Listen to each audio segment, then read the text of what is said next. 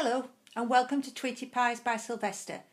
Today I'm going to show you how to make Scotch pancakes. Hope you enjoy it. This is what we're going to make today. Some lovely Scotch pancakes, perfect with a cup of tea. You can put anything you like on them. You can put butter on them, you can put jam on them, you can put jam and butter on, you can put fresh cream on them. So to be honest, saving calories of course, I'm quite happy just to eat them as they are, especially when they're warm and straight out. They're so soft and fluffy that you don't really need to add anything to them. But it's whatever you like. I hope you enjoy them. Today I'm going to show you how to make Scotch pancakes. I'm making them for a coffee afternoon tomorrow, and everybody always says, how on earth do you make them? They're wonderful. So I thought I would share that with you today. So what we need is 8 ounces of self-raising flour, 4 ounces of caster sugar, 2 eggs, 1 teaspoon of bicarbonate of soda, 1 teaspoon of cream of tartar, 3 tablespoons of vegetable oil and 3 fluid ounces of milk. Now there's a couple of things when you look at the recipe that we need to start off with. For a start, you need 2 warm eggs, eggs that have been at room temperature. Don't take your eggs straight out of the fridge because they need to be warm so they can incorporate the air. You need things to be nice and warm, room temperature, so that they will rise. So at the moment I've got my eggs in a bowl sitting here ready to work. Then looking at this bicarbonate of soda, you can buy this, no problem. Whoops, here we go. Bicarbonate of soda from any of the supermarkets. And then cream of tartar. I'm not really quite sure why we need this, but we do seem to use it quite a lot. And it comes in little handy sachets like this. There's probably enough in to do 2 lots. So for now we're just using 1. Now if you're not used to ounces, I've also written it out in grams for you. So this is 225 grams of self-raising flour, 110 grams of caster sugar, and then the rest is the same. For the vegetable oil, you can use sunflower oil, or you can use olive oil, I suppose. It depends what you like. I actually am just using an olive mix at the moment. Your milk, I've got my milk measured out in a jug. You need 8 ounces of milk.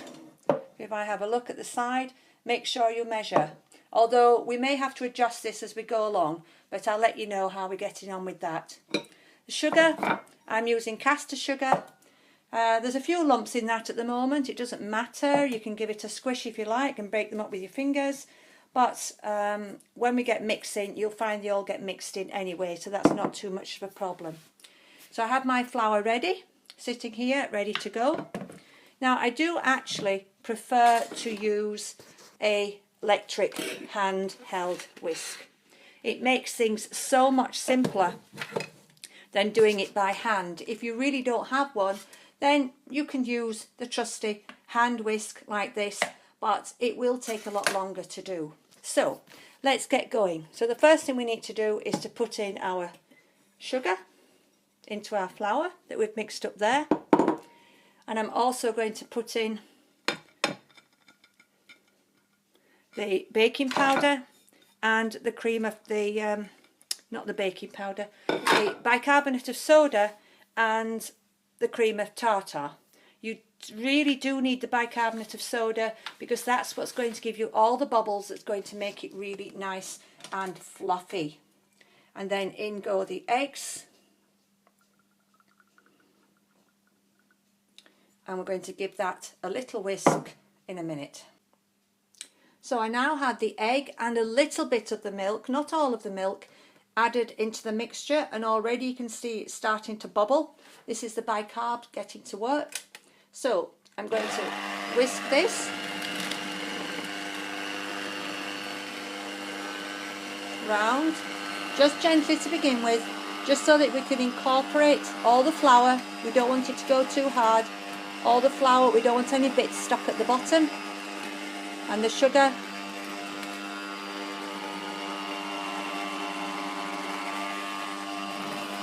As it's going round, just make sure it's all getting mixed evenly. Once you've added all the liquid, then you can add the speed of your mixer up a little bit so that it really gets a good mix round and round and round. We don't want it to, I'm just going to watch it. We want a fairly runny consistency so that when you run it round, it sort of is leaving a little trail round. Can you see that as I'm taking it round? It's just leaving a trail on the top there before it disappears. The next thing we need to do, I'm afraid, is just to leave it. It needs to sit now for at least 30 minutes, possibly up to an hour. So this is something you can make perhaps before you take the children or pick them up from school. So I used to do this. I would mix this, go and collect the children from school, and when I came back it had doubled in size and was ready to use. Don't use it just now, it's not ready. If you use it now, your pancakes are not going to rise. So I'm going to switch off now and come back in 30 minutes to show you just how much it's risen.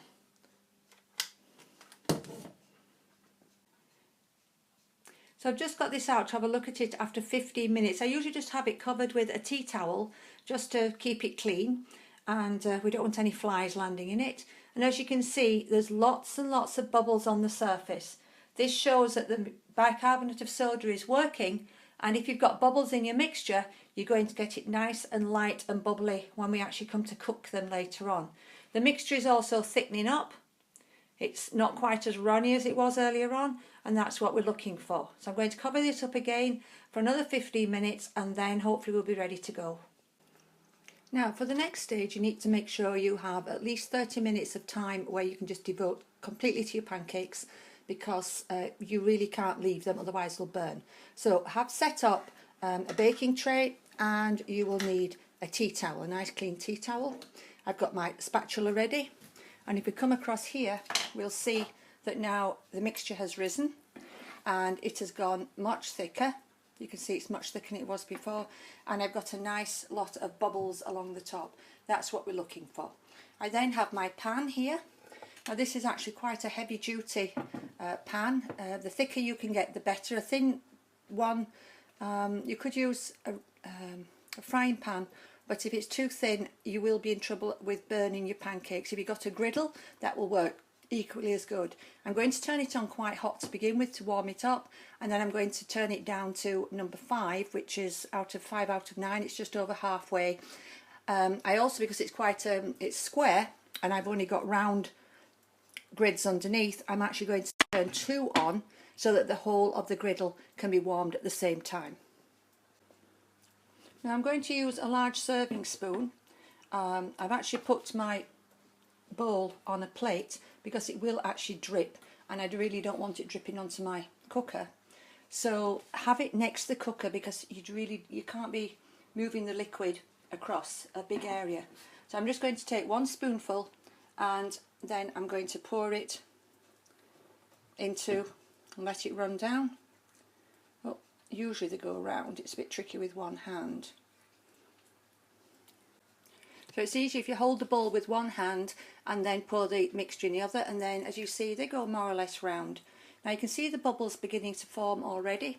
What we need to watch for, and it is a watching game, is that the bubbles will start to rise to the surface and burst along the surface, and you'll also get a little brown line round the bottom. Now the first lot will take a little bit longer, but as you go along you'll find that your pancakes and your pan warms up, you'll find that the pancakes actually cook quite quickly. You can see already that that's happening. Can you see that they're beginning to burst, and when they come up then they burst, and then the liquid at the top then goes back down to the bottom. It just did it a little bit there. So you have to watch for that happening. Now when you find you get some quite big bubbles coming to the surface, the next thing to do is to just quickly with your spatula flip them over. Oh, I didn't get that one very straight, but try and get them back into place where they were in the first place. And here's the second one. You can see that the holes have gone all the way through this time. And that one I managed to do that a little bit better, but you've got a nice brown even on the outside with a little white rim, and then immediately you flip them over, you'll see what happens is that they actually rise as the mixture underneath begins to bake as well. And here's the last one of the 4. Space them out because you will need room for them to get a little bit bigger. They will only take a matter of minutes now perhaps, and again you need to watch for a brown line forming around the bottom, and then you know that they're ready. You can see this one now just has a very faint brown line along the bottom, so I know that that pancake is now ready to take out. So I'm going to lift it up carefully, take it over and put it, I'll turn it over so you can see that it's on the other side, and you need to transfer all 4 pancakes onto your tray quickly, and then you need to cover them up with a cloth to keep the steam in, and this will make sure that your pancakes stay nice and soft. If you leave them out to cool, they will actually go quite hard and crispy, and that isn't what we want. We want them nice and soft that just melt in the mouth. So cover them, you'll see the steam coming out, and then go back and put your next lot in the pan. Now there are a couple of things that could go wrong. This is my 3rd batch that's going in now. You can see it's bubbling much more quickly because the pans have reached their optimum temperature. If your mixture's been too thick, when you spoon it in, what will tend to happen is that it will start to cook immediately at the pan, and the underneath will be brown, but actually the inside won't be cooked. And it's the same if you don't leave it long enough for the mixture to start coming through and bubbling to the top, because what happens then is that when you flick them over, it seals it at the bottom, but the mixture inside is not cooked, and sometimes what happens then, it starts to burst through the top. Well, it just means that that's not going to be such a good pancake. But what I usually do is I wait till the bottom's cooked, flip it back over again, and then just leave it a little bit longer.